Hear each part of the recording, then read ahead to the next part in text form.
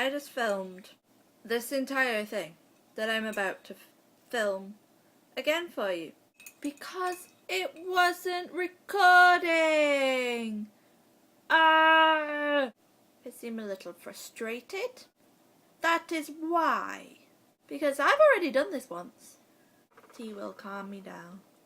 So when I was at home last, by at home I mean at my parents' house, I found an old notebook that I used to use at school. Notebook is probably about 10 years old. I'm assuming I wrote this when I was in like year 8 or year 9, so I'd have been 12, 13. I'm 22 now, almost 23.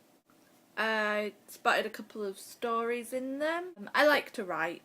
I don't do it very often, and I'm pretty sure these are like school exercises that they made you do. The first one is called Dawn's Death. There was once a prince called Lumiere. That's the name of the candle from Beauty and the Beast, isn't it? Maybe I've been watching Beauty and the Beast before this. And a girl, crossed out, maid. She's not just a girl, she's a maid, who was called Saffron Bell. Their love was greater than heaven or hell, but there was a very dark secret they share. Ooh. I'm wondering if I meant to rhyme bell and hell. Maybe that has something to do with the exercise our teacher was making us do. One day they secretly stole away and met Lumiere's father upon the way. "And what are you doing, young Lumiere?" "Father, I shall do what I may. I'm in love with Saffron Bell." No, it doesn't even say in love. It says I'm in love with Saffron Bell. He is so in love with her, he has turned into love. He personifies love. He is love. "Oh, what should we do, my Lumiere?" It's not clear, but I'm assuming it's Saffron and not Lumiere's father, because that would be a bit strange. Especially with what Lumiere says after this. "Don't worry, my love. We'll run away from there." Yeah, I'm pretty sure Lumiere wouldn't call his father my love. But they did not know that Sapphire Bell, just throwing characters in there and no reason. But they did not know that Sapphire Bell was deeply in love with Lumiere. Got a love triangle going on. She'd do anything to be with him, so she stuck up her chin and went to seek him. I'm assuming she's going to be related to Saffron Bell, seeing as they've got the same kind of name. But she could not find him anywhere. She said, "This is all the fault of my sister."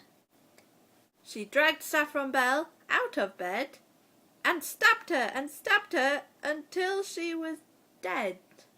That escalated quickly. Wow, okay. So Saffron Bell's dead. Lumiere's somewhere. I thought Saffron Bell and Lumiere were together. Where did Lumiere go? Oh, there's so many plot holes in a 12-year-old's story. When our sweet Prince Lumiere saw his darling lying there, laid so still upon the ground, he knew that she was dead. Just getting straight to the point there. He didn't even have to check her pulse or anything. It's completely logical. He consents that she is dead.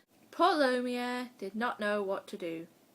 He cried, "Saffron Bell, I can't live without you."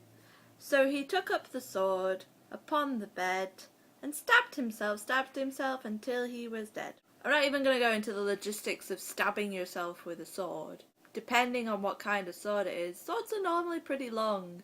You'd have to be like a monkey arm, unless you held the blade.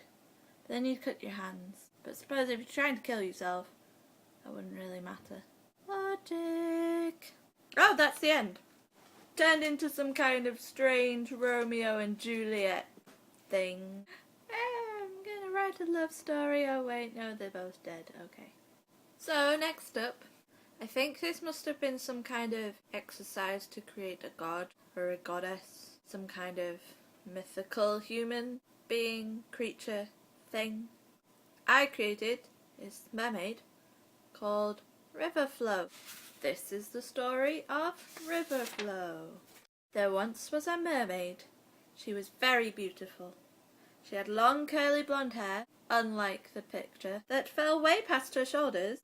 She had smooth, pale skin and artistic hands. But it was not these features that made her beauty. It was her eyes, which were a deep blue, which her beauty came from. She sat on a purple rock in the centre of the sea. Sailors heard River Flow and sailed to her. "Marry me," they cried, but all she replied was plenty more fish in the sea. 3 days after the sailors returned to land, pretty ladies would come up to them, and each sailor in turn was happy.